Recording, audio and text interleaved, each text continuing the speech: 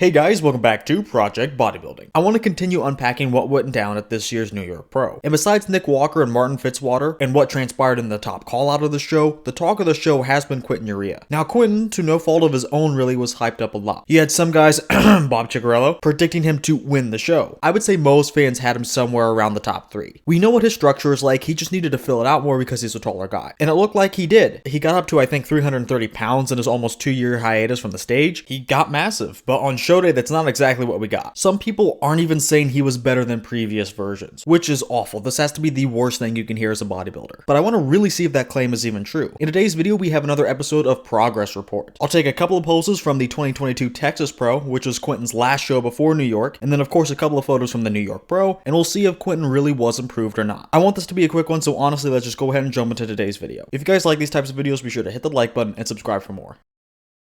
Now let's start with the front double. We won't go through every pose, I never do in these progress report videos, so we'll stick to a couple, but we'll start here. Now you may have noticed I have used Photoshop and put Quinton on a solid background. I was going to use just a plain black background, but for darker competitors like Quinton, it actually serves them better to use a dark color, yes, but not full on black. I'm getting the hang of it. I figured since this was a pretty basic video, I would try it out here. But anyway, it's kind of looking good for Quint at the start here. I only noticed 2 differences and one of them is very positive. Now one of them is also negative. I think the legs were better in Texas, but not by much. It really isn't even overall size, it's just the overall separation and I guess maybe a little fullness. So in this aspect, he was better in his previous version. But there is a positive change like I said. His arms are actually fuller in New York, and for the front double bicep pose, that's pretty important. But other than that, what other things are really different? The posing does make him look a bit better in Texas. He was still rocking a little bit of a tilt and that makes his waist look smaller. But just hitting it head on in New York though makes his lats look a bit wider. It does make his waist look a bit wider too, but come on, that's relatively speaking, his waist is still minuscule. So yeah, overall, there really isn't too much going on here, and actually as I go back and forth between the pictures, I don't think he's that different. But going to the second front pose offers us a little bit of hope. Quint definitely got better in New York. The legs are basically on par with the previous version now, which I guess is better than them being better in the past, but in the arms and delts, now he looks a bit rounder there. So it's an exact trade-off from what happened in the last pose. But this must just be a posing thing, filling out the arms and delts, because everything else in the upper body is better. The chest is a little bit fuller and the lats are much better. They're fuller looking and just straight up wider now. So yeah, I think the posing helped, but there are some legitimate improvements here. The pose has definitely given me some more hope than the front double, but I definitely want to see Quint from the side.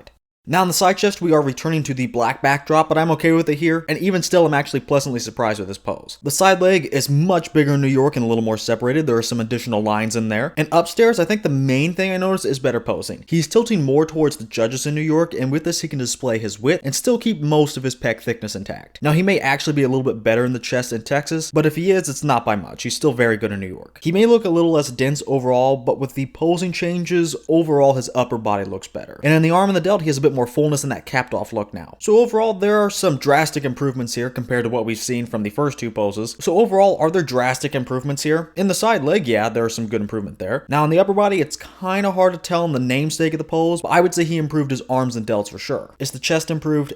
Probably not, but the posing twist helps. And hey, improvements are improvements even if they're imposing. At least he's not going backwards, right?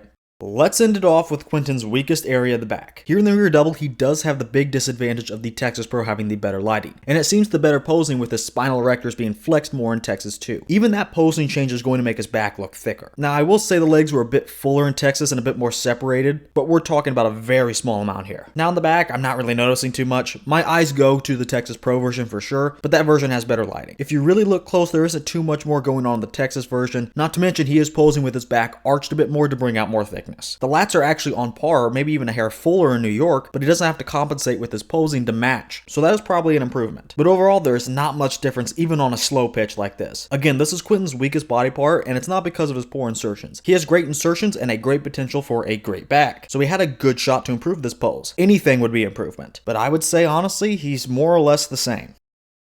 Alright, so I've seen enough. Overall, what do I think? Well, I think the claim that Quint was the same is not true. I think he did improve here and there. Overall, I'm actually going to say he was improved, but for 22 months away from the stage, this is just not the level of improvement he needed. I guess he did make some progress though, because he did outclass his older version, even though it's probably by a couple of percent. Oh, wait, hold on. Oh, it seems I mixed these versions up and labeled the pictures wrong throughout the entire video. We do a little trolling. It's called We Do a Little Trolling.